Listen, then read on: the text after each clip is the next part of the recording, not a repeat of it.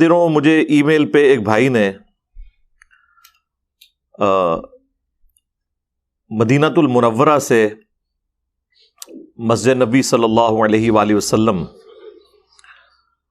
کی حاضری کے دوران روضہ شریف پہ حاضری کے حوالے سے صلی اللہ علیہ وآلہ وسلم انہوں نے ایک ویڈیو کلپ بھیجا جس میں انہوں نے تقریباً عصر کے ٹائم کے وقت ریئل ٹائم گنبد خضرا کا جو سایہ ہے اس کی ویڈیو انہوں نے ریکارڈ کی خود سے، کیونکہ پاکستان میں یہاں پہ مت مشہور ہے اور ظاہر ہے کہ یہ دین کے حوالے سے جتنی گمراہیاں ابھی سب کانٹیننٹ میں پھیلی ہوئی ہیں یہ کسی فٹ بالر نے نہیں پھیلائی، کسی کرکٹر نے نہیں پھیلائی، کسی اسکواش کے پلیئر نے نہیں پھیلائی، یہ کسی پولیٹیشین کی پھیلائی بھی نہیں ہے، یہ کسی ریاستی ادارے نے نہیں پھیلائی، یہ پھیلائی ہیں تو ہمارے علماء کرام بزرگان دین نے۔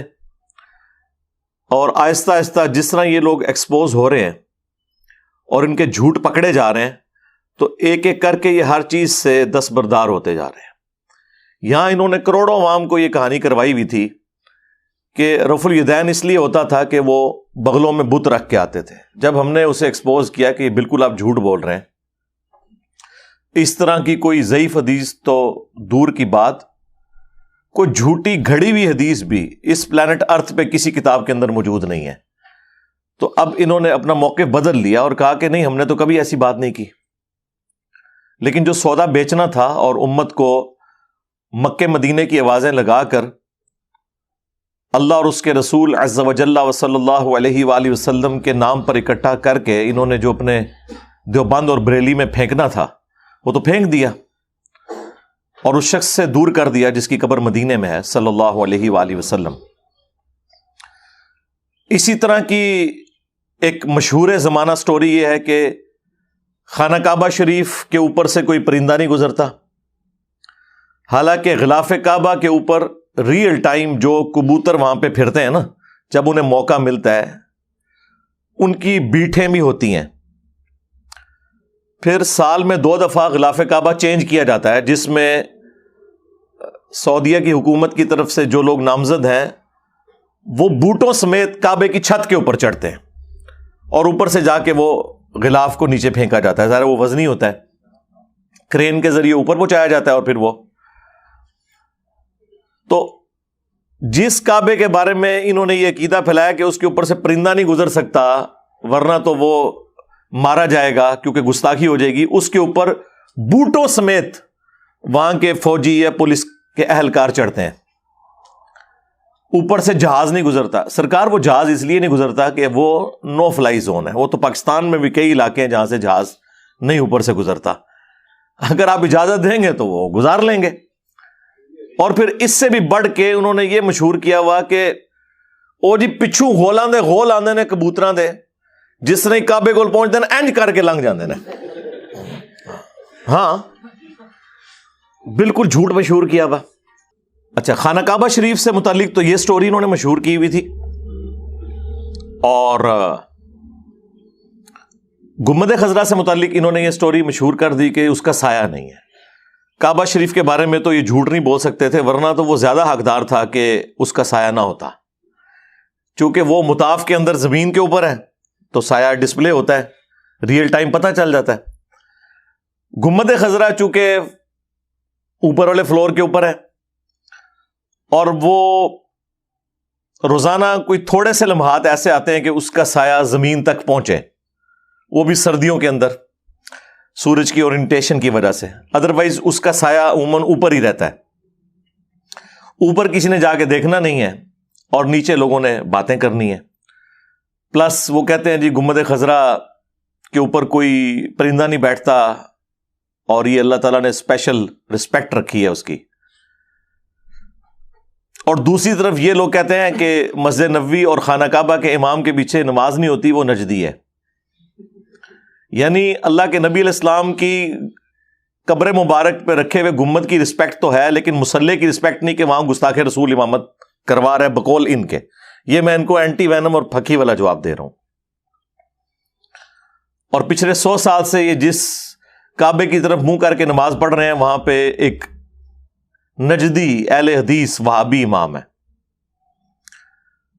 تو سردیوں میں چونکہ آپ کو پتا ہے سورج کی اورینٹیشن اس اعتبار سے ہے کہ وہ سایہ زمین تک پہنچ جاتا ہے. وہ ویڈیو انشاءاللہ ہم ریئل ٹائم اس میں اٹیچ بھی کر دیں گے, آپ کو سمجھ بھی آ جائے گی. آپ اگر پاکستان کی طرف سے دیکھیں تو مسجد نبوی شریف اور بیت الحرام آلموسٹ مغرب سے جنوب کی جانب ہے 12 ڈگری. اگر ہم جیلم سے دیکھیں, اسلام آباد سے دیکھیں تو آلموسٹ 14 ڈگری, کیونکہ بہت دور ہے تو آلموسٹ سیم ہی ہے, ورنہ وہ آپس میں تو کافی دور ڈسٹنس ہے ان کا. مدینہ شریف میں مسجد نبوی شریف کے اندر اگر آپ کھڑے ہوئے ہیں نا تو قبلہ جو ہے وہ آلموسٹ جنوب کی جانب ہے. ہمارا قبلہ جو ہے وہ مغرب سے جنوب کی طرف ہے, لیکن آلموسٹ مغرب ہی ہے. مغرب سے 12 ڈگری جیلم ہے اور مغرب سے 14 ڈگری جنوب کی جانب اسلام آباد سے ہے قبلہ, تو آلموسٹ مغرب میں. اب جنوب کی طرف قبلہ ہے اور یہ روضہ شریف ہے. ہم قبلہ رخ جب کھڑے ہوتے ہیں تو جنوب کی طرف رخ کرتے ہیں مسجد نبوی شریف میں. تو یہ لیفٹ سے سورج جو بقیع غرقد قبرستان ہے اس کی سائڈ سے نکلتا ہے یوں, اور یوں گنبد خضرا کے اوپر سے ہوتا ہوا اور یوں مغرب میں غروب ہو جاتا ہے. اب گنبد خضرا چونکہ قبر مبارک کے اوپر بنا ہوا ہے اور حجر عائشہ کے اوپر سلام اللہ علیہا, اور بلڈنگ اس اعتبار سے چوڑائی کے اعتبار سے سفیشینٹ ہے کہ اس کا سایہ زمین پر نہ پہنچے, چونکہ اس کے سارے طرف بلڈنگ ہے, لیکن ایک سائڈ اس کی کم ہے بلڈنگ والی, اور وہ ہے باب البقی والی سائڈ. اسی لیے باب البقی کی طرف سے اگر آپ کھڑے ہو کے دیکھیں تو بالکل گنبد خضرا آپ کو سامنے نظر آئے گا. اگر قبلے کی طرف پشت کر کے دیکھیں تو اس کے آگے بھی بلڈنگ موجود ہے, اور پچھلی سائڈ پہ تو بہت بڑی مسجد نبوی شریف ہے, اصحاب صفا کا چبوترا اور باقی, اور اس طرف بھی باب السلام والی سائڈ پہ بھی مسجد نبوی شریف اتنی پھیلی ہوئی ہے. جو کارنر بنتا ہے نا وہ یہ ہے, اور یہ بھی آج ہے. ادروائز مسجد نبوی شریف نبی الاسلام کے مبارک زمانے میں حجر عائشہ کے ساتھ ایڈجسنٹ تھی. یہ تو مسجد کی توسیع کی وجہ سے اس وقت نبی الاسلام کی قبر مبارک اس مسجد کے اندر والے پورشن میں آ گئی, ورنہ یہ پہلے باہر تھی. تو یہاں سے سورج طلوع ہوتا ہے مشرق سے اور یوں مغرب میں غروب ہوتا ہے. اب سردیوں میں آپ کو پتا ہے کہ سورج کا ٹریک تھوڑا سا ود رسپیکٹ ٹو زمین کم ہو جاتا ہے, اسی لیے دن چھوٹا ہوتا ہے. تو وہ بجائے ایگزیکٹلی یوں جانے کے تھوڑا سا ٹلٹ ہو کے یوں جاتا ہے, اس لیے جلدی غروب ہو جاتا ہے. اب وہ آلموسٹ جب سورج یہاں پہنچا ہے نا تو گنبد خضرا کا سایہ یعنی پاکستانی ٹائم کے مطابق آلموسٹ آپ سمجھ لیں 3 بجے کے قریب, وہاں پہ بھی جب 3 بجیں گے تو عصر کا وقت ہوتا ہے, تو وہ زمین کے اوپر باقاعدہ اس کی چونچ نظر آ رہی ہے. اس چونچ کے بارے میں مشہور کیا ہے اس کے اوپر کوئی پرندہ نہیں بیٹھتا, حالانکہ میں نے اپنی آنکھوں سے کئی دفعہ اس کے اوپر ایگزیکٹ ٹپ کے اوپر کبوتروں کو بیٹھے ہوئے دیکھا ہے. اس کے علاوہ گنبد خضرا کے اوپر باقاعدہ بیٹھیں ہوتی ہیں ان کی کبوتروں کی, باقاعدہ اس کی صفائی ہوتی ہے, نیا پینٹ ہوتا ہے, کیونکہ گرین کلر اور ریڈ کلر ایسے ہیں جو دھوپ کے اندر ختم ہو جاتے ہیں وقت کے ساتھ, اس لیے ریگولرلی اس کے اوپر پینٹ بھی سعودی حکومت کرواتی ہے. پچھلے دنوں گنبد خضرا کی ہسٹری کے حوالے سے میں نے کوئی 1.25 گھنٹے کی ویڈیو اور قبر رسول کے حوالے سے صلی اللہ علیہ وآلہ وسلم, مسجد نبوی شریف کے حوالے سے بڑی تفصیلی ویڈیو ریکارڈ کروا دی ہے. گنبد خضرا کی ہسٹری, رپلائی ٹو مولانا طارق جمیل, جو انہوں نے کہا کہ علماء دیوبند نے یہ گنبد خضرا بچایا ہے, تو میں نے وہ پورا بتایا تھا کہ یہ کس چیز کے بارے میں آپ کیا بات کر رہے ہیں. تو وہ عصر کے وقت کی ویڈیو ہے, اس میں سایہ باقاعدہ زمین کے اوپر ہے, گلائی لوگ اس کے اوپر اسی طریقے سے چل رہے ہیں, اس میں چونچ بھی نظر آ رہی ہے, اور جس بندے نے ویڈیو بنائی ہے وہ اس کے اوپر کمنٹری بھی کر رہا ہے کہ دیکھیں جی یہ گلائی ہے, یہ کنگرے مسجد نبوی کے نظر آ رہے ہیں. ہاں جی, میں ایسی تقریباً اس وقت کہہ رہا ہوں مینار ہے, ان کا سایہ ہے ادھرلے پاس, ہاں گنبد خضرا ہے, تھلے دیکھو نا ڈوم بنیا ہوا ہے, یہاں کا سایہ ہے گنبد خضرا کا. ਇਹ ਉੱਤੇ ਜਿਹੜੀ ਨਾ ਚੁੰਝ ਹੈਗੀ ਨਾ ਜਿਹੜੀ ਉੱਤੇ ਹੁੰਦਾ ਇਹ ਸਾਇਆ ਹੈਗਾ, ਆਹ ਦੇਖੋ ਸਾਹਮਣੇ ਇਹ ਗੁੰਬਦ ਖਿਜ਼ਰਾ, چلے نا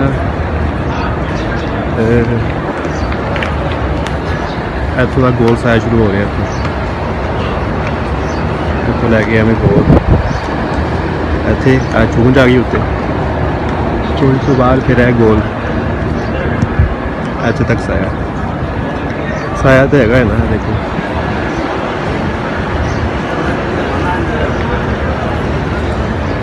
وہ تھوڑا جہا سایہ نظر آ رہا باقی جہاں ہے دیواروں کا سایہ ہے دیواروں میں جڑا بنیا ہوا نا وہ نشان جے بنے نے انہوں کا سایہ چل رہا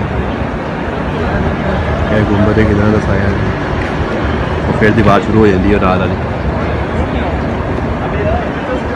صاف نظر آ رہا ہے سایہ. اور میں اس ویڈیو کو دیکھ کے افسوس کر رہا تھا کہ اگر یہ کسی گورے کے ہاتھ لگ جائے ویڈیو اور اسے پنجابی آتی ہو تو کس طرح اس ریلیجن کا مذاق اڑائے گا کہ آج 1400 سال بعد اس ریلیجن کے ماننے والے جو یہ کلیم کرتے ہیں کہ ہمارا دین جو ہے وہ فطرت کے اوپر ہے، لاجیکل ہے، ہم اپنے دین کے پیروکاروں کو یہ بات سمجھانے کی کوشش کر رہے ہیں کہ گنبد خضرا کا سایہ ہے، یہ ہمیں بتانا پڑ رہا ہے. اور 1400 سال سے یہ مسئلہ ہی نہیں حل ہو رہا کہ اس کا سایہ ہے یا نہیں ہے. شرم کا مقام ہے نا. قرآن میں واضح آیا ہے کہ ہر چیز کا سایہ ہے اور یہ سایہ اللہ تعالیٰ کو سجدہ کرتے ہیں. اب جب تک کسی چیز کے حوالے سے ایکسیپشن نہ آ جائے قرآن و سنت میں، اس وقت تک آپ اس کے بارے میں کوئی ایکسٹرا آرڈنری کلیم نہیں کر سکتے.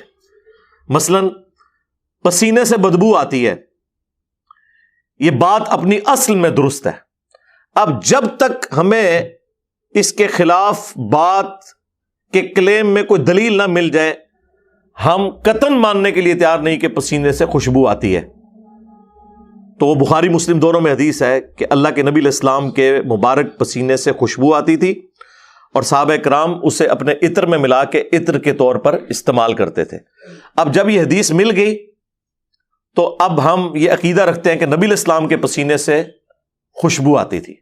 لیکن دلیل کس نے دی؟ جس نے روٹین سے ہٹ کے دعویٰ کیا.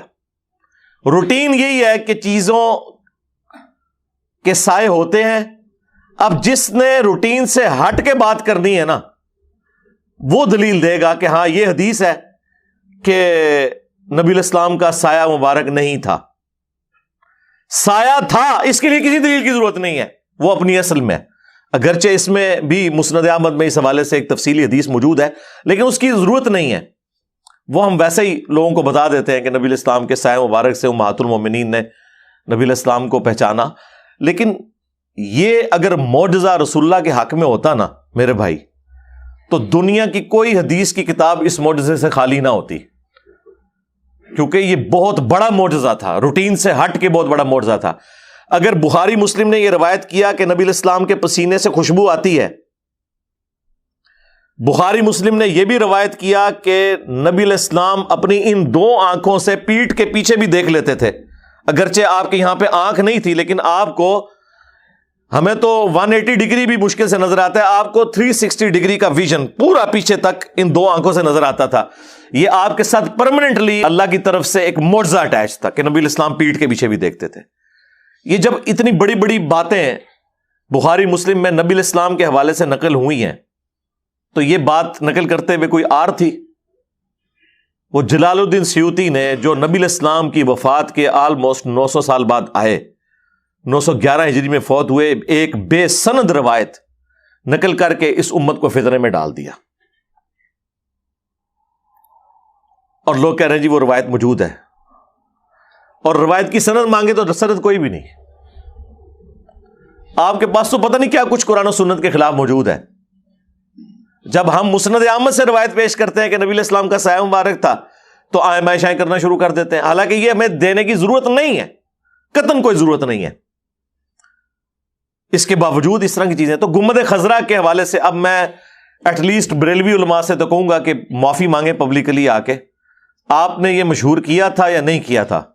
بہرحال یہ آپ کے کھاتے میں، آپ کی عوام کو یہ پٹی پڑھائی، اور یقیناً کسی عالم دین نہیں پڑھائی ہے نا، دوسروں نے تو نہیں پڑھائی. پہلے تو کوئی انجینئر نام کا فتنہ دنیا میں موجود نہیں تھا جس نے ان کو یہ باتیں بتائی ہیں. یہ صدیوں سے آپ لوگ ہی بتا رہے تھے نا. تو آئیں اور معافی مانگیں کہ یہ آپ لوگوں نے جھوٹ کیوں مشہور کیا تھا کہ گنبد خضرا کا سایہ نہیں ہے. اوپر والی بلڈنگ میں تو سایہ نظر آتا تھا, اور نیچے بھی ایک اینگل پہ. اب یہ ویڈیو آ گئی ہے, انشاءاللہ ہم اس ویڈیو کو اپلوڈ کریں گے, اور اس کے بعد ایکسپیکٹ کریں گے کہ پاکستانی عوام ہمارا جو سلوگن ہے اس کو ایکسپٹ کرے, بلکہ پوری دنیا کی مسلم عوام, خصوصاً جو اردو جاننے والے لوگ ہیں, کہ مرنے سے پہلے اے مسلمان کر لے اس پہ غور, کتابوں کا خدا اور ہے, بابوں کا خدا اور.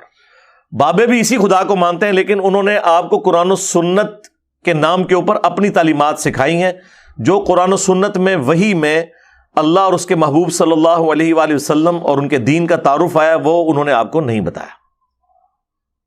اور جس کا یہ کھلا ثبوت ایک اور چیز آپ کے سامنے آ چکی ہے.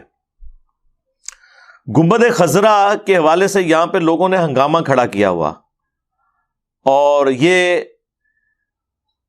اگر کوئی شخص مزارات کے بارے میں بولتا ہے کہ اس کے اوپر عمارتیں مت بنائے, ان کے اوپر قبے مت بنائے, تو وہ ہمیشہ صحیح احادیث کے مقابلے پر گنبد خضرا کی مثال دیتے تھے. ہم لاکھ چیختے رہے کہ صحیح مسلم میں حدیث ہے کہ نبی علیہ السلام نے منع فرمایا 3 کاموں سے, قبروں کو پکا کرنے سے,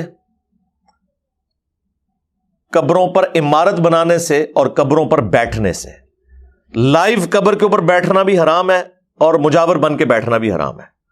لائیو بیٹھنے کے بارے میں تو مسلم شریف میں حدیث ہے کہ کوئی شخص کسی مسلمان کی قبر پہ بیٹھے یا پاؤں رکھے, اس سے بہتر ہے کہ وہ آگ کے انگاروں پہ بیٹھے اور وہ انگارے اس کے کپڑے اور کھال کو بھی جلا دیں. یعنی وہ جو تکلیف ہے, اس سے بڑھ کر عذاب ہونا ہے اگر کوئی شخص کسی مسلمان کی قبر پہ پاؤں رکھتا ہے یا بیٹھتا ہے جان بوجھ کے, توہین کے طور پہ. ویسے اگر کسی کو نہیں پتا نیچے قبر ہے, وہ تو ظاہر ہے اس کے اوپر نہیں آئے گی چیز. اور قبروں پہ جانے کا مقصد بھی صحیح مسلم میں نبی علیہ السلام نے بیان کر دیا کہ میں تمہیں قبروں پہ جانے سے منع کرتا تھا, لیکن اب میں تمہیں حکم دیتا ہوں کہ قبروں پہ جاؤ تاکہ آخرت کی یاد آئے. یہ دنیا سے بے رغبتی دلانے والی جگہ ہے قبرستان. یہ نبی علیہ السلام نے مقصد بتایا تھا. خیر, وہ گنبد خضرا کو انہوں نے نبی علیہ السلام کے ساتھ جوڑا, اور پھر اس کی بنیاد کے اوپر جو قبروں پہ مزارات بنانے کی مذمت کرتے تھے احادیث کی روشنی میں, انہیں کہا یہ گستاخ رسول ہیں, یہ تو کہتے ہیں ہم گنبد خضرا بھی گرا دیں گے. اور بعض لوگوں نے تو اتنے جذباتی جملے بولے, انہوں نے کہا کہ یہ رسول اللہ کی قبر کو ننگا کرنا چاہتے ہیں اوپر سے. ان جاہلوں کو یہ پتہ ہی نہیں ہے کہ اگر رسول اللہ کی قبر گنبد خضرا کے اتارنے سے ننگی ہوتی تو پہلے 650 سال تک کیا قبر مبارک اوپر سے ننگی تھی؟ گنبد خضرا ایک جو مملوک سلطنت ہے ایوبی امپائر کی, اس کا ایک بادشاہ تھا خلیفہ منصور قلاوون, جو 689 ہجری میں فوت ہوئے. آج چل رہا ہے 1444 ہجری, یعنی آلموسٹ 800 سال پہلے. انہوں نے 678 ہجری میں یہ لکڑی کا گنبد بنا کے قبر رسول کے اوپر رکھا, حجر عائشہ کی چھت کے اوپر. حجر عائشہ تو پہلے سے موجود تھا, اور وہ نبی علیہ السلام کا پروٹوکول ہے. جامع ترمذی میں حدیث ہے کہ سیدنا ابوبکر کہتے ہیں کہ نبی علیہ السلام سے میں نے یہ خود سنا تھا کہ اللہ تعالیٰ نبی کو وہیں پر موت دیتا ہے جو اس کے لیے پسندیدہ جگہ ہوتی ہے. لہذا صحابہ میں جب اختلاف ہوا کہ نبی علیہ السلام کو دفن کہاں کرنا ہے, بعض نے کہا بیت المقدس لے جاتے ہیں یروشلم میں, بعض نے کہا بقیع غرقد میں, تو حضرت ابوبکر نے کہا کہ میں نے نبی علیہ السلام سے یہ سنا تھا کہ اللہ تعالیٰ نبی کو اس جگہ پر موت دیتا ہے جو سب سے پسندیدہ جگہ ہوتی ہے اللہ کے نزدیک. تو رسول اللہ کی ڈیتھ جس بیڈ کے اوپر ہوئی ہے, ایگزیکٹلی اس چارپائی کے نیچے نبی علیہ السلام کی قبر کھو دی جائے. اور چونکہ نبی علیہ السلام کی ڈیتھ حجر عائشہ میں ہوئی تھی, اسی چارپائی کے نیچے آپ کی قبر مبارک کھو دی گئی. یہ جامع ترمذی میں موجود ہے. بلکہ جامع ترمذی میں یہاں تک موجود ہے کہ حضرت عیسیٰ ابن مریم جب دنیا میں تشریف لائیں گے اور پھر وہ زندگی گزار کے فوت ہوں گے تو وہ بھی قبر رسول کے ساتھ اسی جگہ پر دفن ہوں گے. خیر یہ الگ سے ایک ٹاپک ہے. میں نے گنبد خضرا کے حوالے سے تفصیلی گفتگو, قبروں کی لوکیشن, یہ سب کچھ ریکارڈ کروا چکا ہوں. میں اب اسپیسیفکلی اس چیز کو ڈسکس کرنے جا رہا ہوں کہ یہ گنبد خضرا کو انہوں نے نبی علیہ السلام کے ساتھ کیسے جوڑ دیا, جو رسول اللہ کی مخالفت کے اوپر بنایا گیا تھا 678 ہجری کے اندر. اس وقت اس کا کلر وائٹ تھا, کچھ عرصہ یہ بلو بھی رہا, اور جو گرین ڈوم ہے نا, یہ اس کو 200 سال بھی نہیں ہوئے. یہ سلطنت عثمانیہ نے پہلی دفعہ 1837 میں 1837 عیسوی میں, آج چل رہا ہے 18 دسمبر 2022, تو 200 سال بھی ابھی نہیں ہوئے اس کو گرین کلر کیے ہوئے. یہ انہوں نے گرین کلر کیا تھا, اور اس کے بعد سے ریگولرلی ہوتا ہے.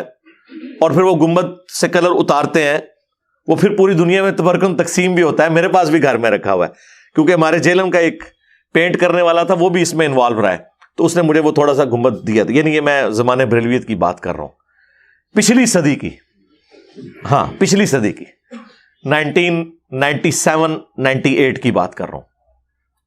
ایگزیکٹلی پچھلی صدی بنتی ہے نا وہ. تو وہ گنبد خضرا کی پیچھے یہ ہسٹری ہے. آپ کو یہ بھی نہ سمجھے کہ ٹیکنالوجی نہیں تھی. ٹیکنالوجی تو رسول اللہ کی پیدائش سے پہلے آلموسٹ 35 سال پہلے آیا صوفیہ, یہ استنبول میں جو ہے, جس کا گنبد خضرا سے ایٹ لیسٹ 10 گنا بڑا ہے, وہ بنایا گیا تھا نبی الاسلام کی پیدائش سے بھی 35 سال پہلے. اور سیدنا عمر کے دور میں, جب رومن امپائر آج کا اربوں ڈالر جزیہ دیتی تھی مسلمانوں کو, کیا حضرت عمر کے لیے مشکل تھا کہ ایک آیا صوفیہ کو بنیاد بناتے ہوئے اور اس طرح کے کاریگروں کو ہائر کرتے ہوئے ایک گنبد جو ہے رسول اللہ کی قبر پہ بنا دیتے, سونے کا بنا دیتے؟ لیکن انہیں وہ مسلم شریف کی حدیث نے روکا ہوا تھا. میں تمہیں منع کرتا ہوں قبروں پہ عمارت بنانے سے, قبروں پہ بیٹھنے سے, اور قبروں کو پکا کرنے سے. اور یہ صرف قبر کے بارے میں ہے. آپ گنبد مسجد میں بنا سکتے ہیں, کسی اور ہسٹوریکل پلیس پہ بنا سکتے ہیں, کوئی مسئلہ نہیں ہے. ہزاروں صحابہ زندہ ہیں. 72 ہجری میں حضور کی وفات کے 61 ایئرز کے بعد عبد الملک بن مروان نے یروشلم میں, بنو امیہ کی جب حکومت تھی, 2 حصوں میں مسلم امپائر بٹ گئی تھی نا واقعہ کربلا کے بعد, شام اور عراق کے اوپر بنو امیہ کی حکومت تھی, اور حجاز پہ حضرت عبداللہ ابن زبیر خلیفہ تھے. اس دوران 72 ہجری میں عبد الملک بن مروان نے ڈوم آف دا راک, قبۃ الصخرہ, وہ گولڈن ڈوم جسے لوگ غلطی سے مسجد اقصی سمجھتے ہیں, حالانکہ مسجد اقصی اس سے تھوڑے دور سامنے ہے, وہ ڈوم آف دا راک جو گنبد خضرا سے بہت بڑا ہے, یہ اس وقت اس نے بنا کے اس چٹان کے اوپر تعمیر کروایا تھا جس سے نبی الاسلام معراج پہ تشریف لے گئے تھے. یہ 72 ہجری کی بات ہے. اور 74 ہجری میں عبداللہ ابن زبیر کو شہید کروایا اسی عبد الملک بن مروان نے اپنے گورنر حجاج ابن یوسف کے ذریعے. اس کے بعد حجاز کے اوپر بھی اس کی حکومت ہو گئی, لیکن اس نے جرت نہیں کی کہ یہاں پہ کوئی گنبد بنا کے رکھے. انہیں پتا تھا کہ نبی الاسلام کی قبر کے ساتھ یہ کام نہیں کر سکتے. ایون اس کا جب بیٹا ولید بن عبد الملک حکمران بنا, صحیح بخاری میں آتا ہے کہ اس کے دور میں آلموسٹ سیدنا عمر کی شہادت کے 70 ایئرز کے بعد حجر عائشہ کی دیوار گری تو ایک پاؤں ظاہر ہوا. لوگوں نے استغفار پڑھنا شروع کر دیا. پھر عروہ ابن زبیر کو بلایا گیا, تو جو حضرت عائشہ کے محرم بھی تھے اور بھانجے بھی تھے, انہوں نے بتایا کہ یہ جو قبروں کی لوکیشن ہے نا, یہ حضرت عمر کا پاؤں ہے جو نکلا ہے. اور پھر حجر عائشہ کو دوبارہ سے تعمیر کیا گیا, اس کی دیوار کو. اس وقت تو بڑا اچھا موقع تھا کہ کنسٹرکشن ہو رہی تھی, تو ایک گنبد یہاں بنا دیتے کہ بھی میرے باپ نے تو قبۃ الصخرہ بنوایا تھا, تو میں اپنی لیگیسی چھوڑ دیتا ہوں, یہاں گنبد خضرا بنواتا ہوں. نہیں, پہلے 100 سال میں کسی نے یہ کام نہیں کیا, دوسرے 100 سال میں, تیسرے 100 سال میں, 400 سال, 500 سال, 600 سال گزر گئے. 7ویں صدی ہجری کے اندر 678 ہجری میں یہ ایوبی سلطنت کا جو مملوک ان کی امپائر تھی, اس کے ایک بادشاہ جو سنی تھا, میں نے ایک ویڈیو میں فاطمی بادشاہ کا ذکر کیا تھا, اس پہ میں نے پھر رجوع کیا تھا, یہ نہیں فاطمی بادشاہ نہیں تھا, یہ مملوک سلطنت ایوبیوں کی یہ سنی وہ بادشاہ تھا. اور یہ 7ویں صدی ہجری مسلمانوں پہ افتاد ٹوٹی ہے. اسی میں ہی جو ہے وہ ایک اور مملوک سلطنت کا جو بادشاہ تھا جو اس سے پہلے تھا، اس نے جو ہے وہ الملک المظفر، اس نے یہ مروجہ میلاد والا سلسلہ شروع کروایا. یہ بھی 7ویں صدی ہجری میں شروع ہوا ہے میلاد کا سلسلہ. اس سے پہلے میلاد اس طریقے سے نہیں منایا جاتا تھا. وہ اسی طریقے کو فالو کرتے تھے جو صحیح مسلم میں حدیث ہے، فیہ ولدت وفیہ انزل علیہ، میں پیر کا روزہ اس لیے رکھتا ہوں کہ اس دن میری پیدائش ہوئی اور اس دن مجھ پہ پہلی دفعہ وحی نازل ہوئی. اللہم صلی علی محمد وعلی آل محمد. اور یہ گنبد خضرا بھی لا کے رکھ دیا انہوں نے. اور یہ پوری تاریخ آپ کو تاریخ مدینہ کے اوپر پہلے 900 سال کی پوری تاریخ ریٹن میں موجود ہے. پوری دنیا میں یہ کتاب ہسٹری میں مسلمانوں کے ہسٹورینز اسے کوٹ کرتے ہیں. وفاء الوفا علامہ سمہودی کی 911 ہجری کے اندر وہ فوت ہوئے ہیں. انہوں نے اپنے زمانے تک پوری گنبد خضرا کی اور پلس مسجد نبوی شریف کی اور پورے مدینے کی بیسیکلی انہوں نے ہسٹری لکھی ہے.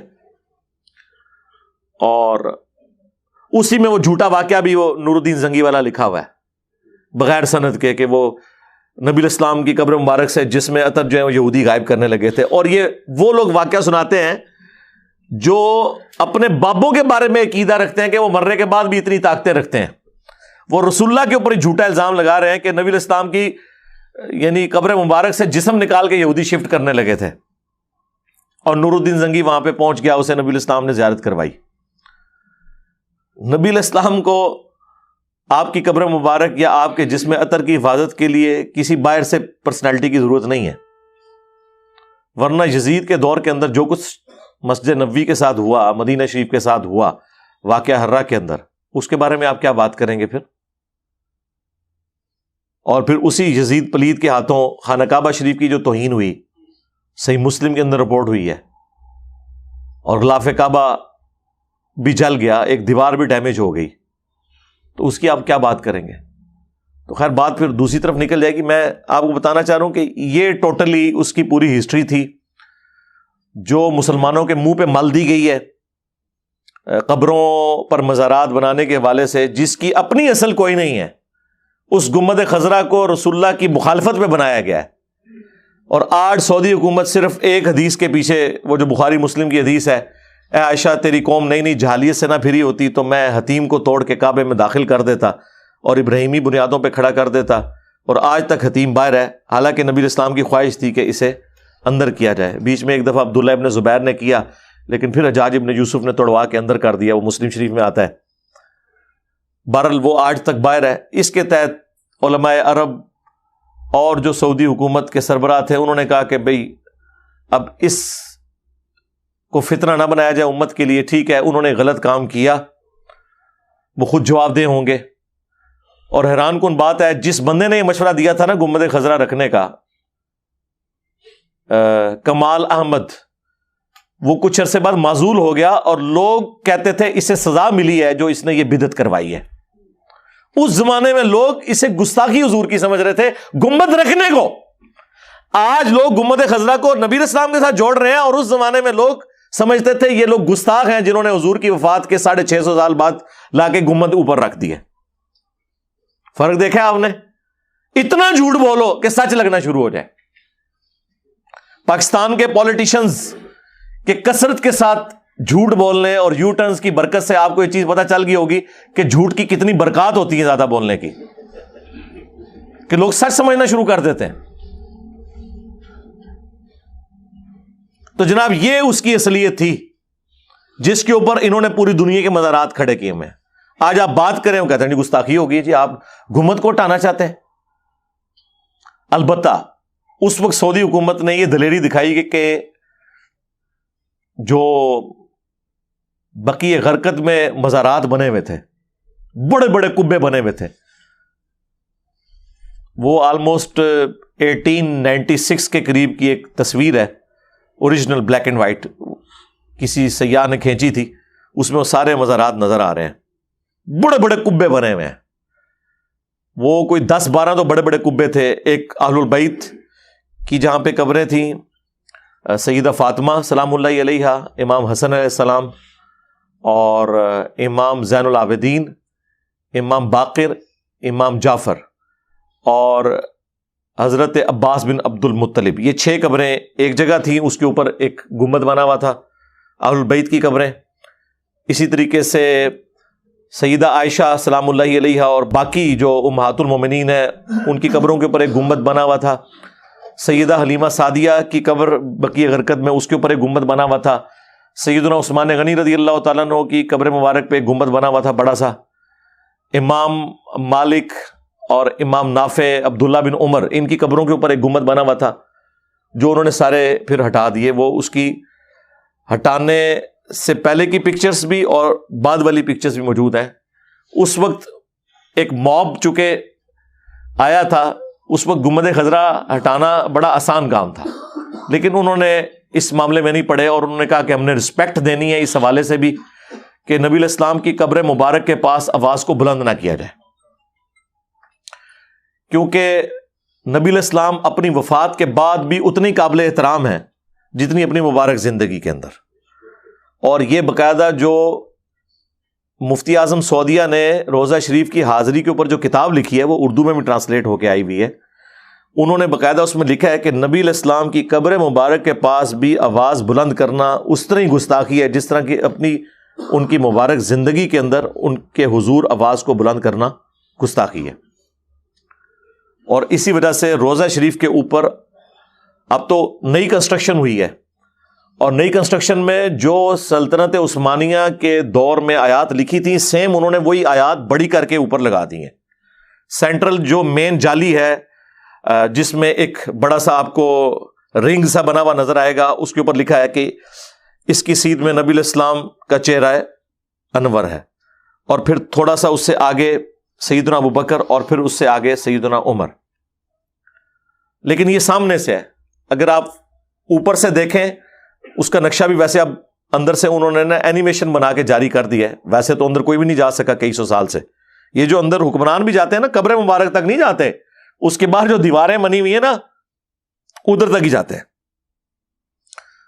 تو حجرہ عائشہ کے وہ جو 2 کمرے تھے, ایک وہ کمرہ جس میں نبی علیہ السلام, حضرت ابوبکر, حضرت عمر کی قبریں رضی اللہ عنہما وعلیہم السلام, اور ایک جو ساتھ ایڈجسٹنٹ چھوٹا سا کمرہ جس میں بمشکل ایک چارپائی کی جگہ ہے اور تھوڑی سی جگہ بچتی جس میں حضرت عائشہ نے 47 ایئرس گزارے ہیں نبی علیہ السلام کی وفات کے بعد. وہ ریئل ٹائم انہوں نے ٹاپ ویو اس کا نا ایک اینیمیشن کی شکل میں رکھ دیا ہے. یہ آپ کو جو ویسے وہ گنبد خضرا نظر آتا ہے نا, اور اس کے نیچے قبر مبارک کا جو نقشہ عوام میں مشہور کیا ہوا انہوں نے, اونچی اونچی قبریں بنی ہیں اور گرین کلر کی پگڑی رکھی ہوئی ہے, وہ مولانا روم کی قبر ہے.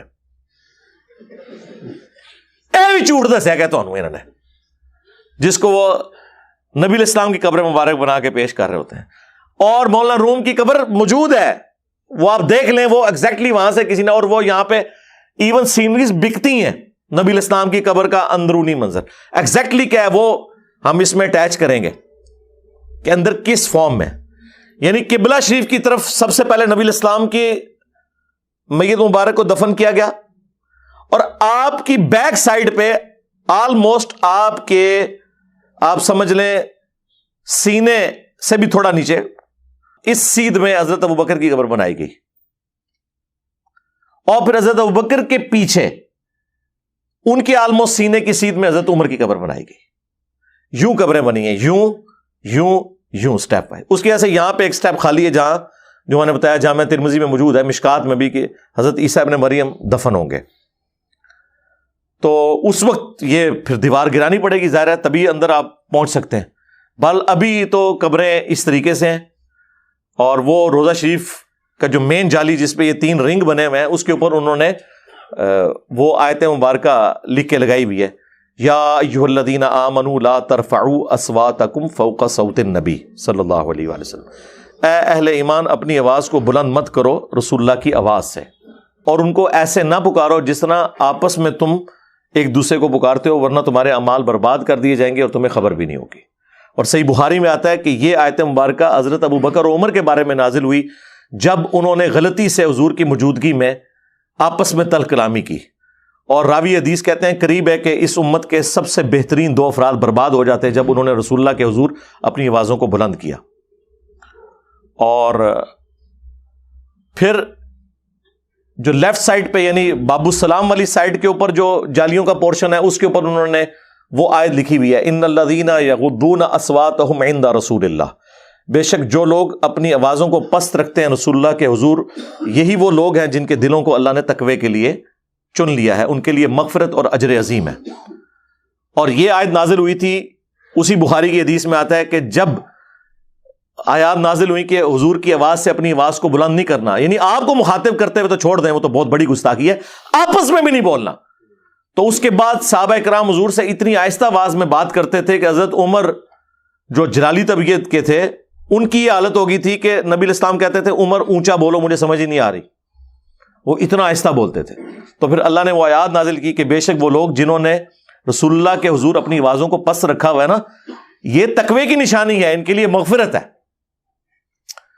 اور جو باب البقی والی سائڈ کے اوپر روضہ شریف کے آگے سے گزر کے وہ جو تیسری جالی ہے، یہ 3 پورشن جالیوں کے بنے ہوئے، اس کے اوپر وہ آیت لکھی ہوئی ہے ما کان محمد ابا احد من رجالکم ولکن رسول اللہ وخاتم النبیین، ختم نبوت والی آیت اس کے اوپر لکھی ہوئی ہے۔ تو یہ 3 آیات ہیں۔ اس طرح باب السلام کی طرف سے آپ انٹر ہوتے ہیں اور پھر روضہ شریف کے سامنے سے حاضری دے کے اور دوسری طرف سے نکل جاتے ہیں۔ وہ بھی 4 کتابوں کے اندر صحیح سند کے ساتھ ہے۔